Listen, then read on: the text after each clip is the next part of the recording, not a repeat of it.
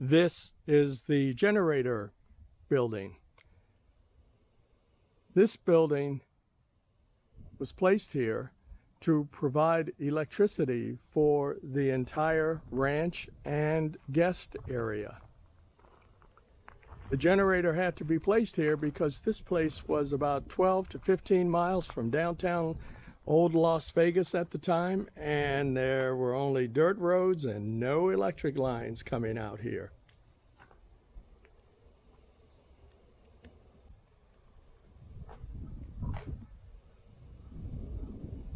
Now, the structure you see in front of you, which seems to be an offshoot of the main building, was indeed added to the main building at a later time. Within this building, they placed a tank in order to have diesel fuel available to run the generator.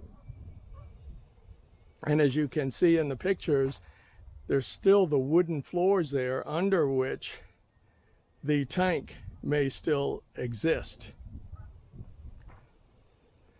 This was the regular door to get into the generator room. And note the architecture again. The green coloration, the rounded edges of the roof beams, and this particular time I'm looking at shake wood shingles, or maybe composite, I don't know. So as we move around the building, you are able to peek into those dirty windows and get a glimpse of the Fairbanks-Morse generator inside. The typical cupola on each of the buildings exists above with the ubiquitous pigeons.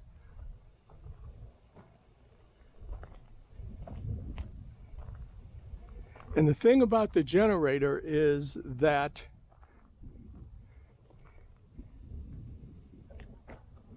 it's now a precious relic, and it's too bad that it has been allowed to deteriorate and parts torn apart and destroyed and de-wired, because there are very few of them throughout the country that still exist that can operate.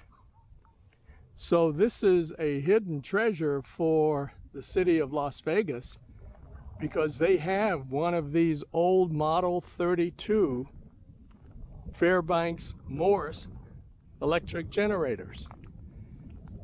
As we come around here to the east end of the building, there's a big door, obviously, to get bulky equipment into the generator house.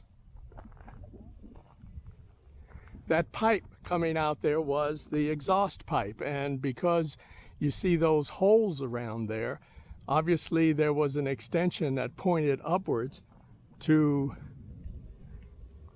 help to get the smoky exhaust out into the air. That chicken wire there is to keep the birds out. A loading platform was here where if they brought in any heavy equipment, or if they needed to supply the diesel fuel to run the generator, they could probably back up here with the big truck and put an extension hose down and fill the tank. Now, if you notice here,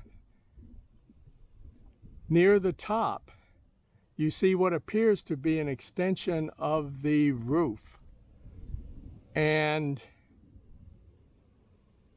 you can see how the bricks are laid out pretty symmetrically, and then all of a sudden you have this sort of plain pattern of concrete above that, and then at the top that very little opening. And that opening up there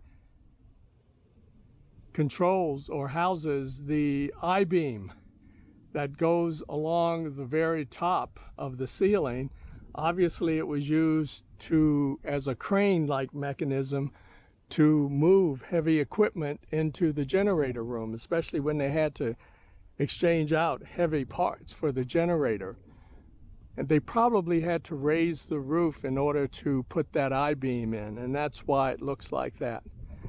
What this door is down here, I do not know. It's obviously there for a purpose, and maybe it had something to do with underground pipes, because they also had to cool that generator engine. Maybe that was one of the inlets for that, I don't know. The sounds above you are the sounds of freedom that you hear in the background. Those are jets coming out of Nellis Air Force Base for their daily practice runs at the gun range.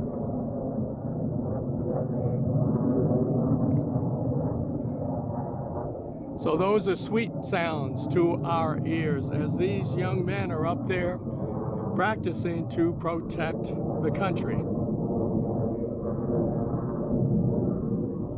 On this side, they have these vents, and they also have these windows. And again, along the top margin, you can see where that roof was indeed extended.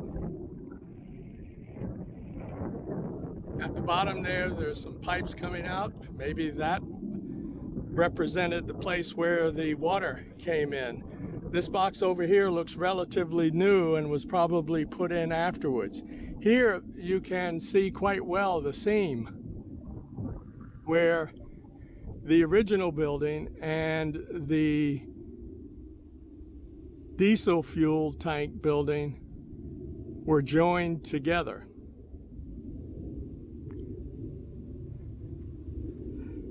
And unfortunately, there's some deterioration up there. I hate to see that go, but I assume the budget won't allow for another restoration. In their general plan, their first item to remodel when the city acquired the ranch was the foreman's house, which they did and is now the visitor center. But of course, it is closed due to COVID. The next was supposed to be the duplex building, but that hasn't been done, and maybe the generator building. One area that they did fix up somewhat was the main guest house over here with the 4 visitor units. And of course, by now you know that that is the duplex over there. Then the historic bridge, water wheel, and guest gazebo. And of course, this is the swimming pool. So that takes us around the generator building.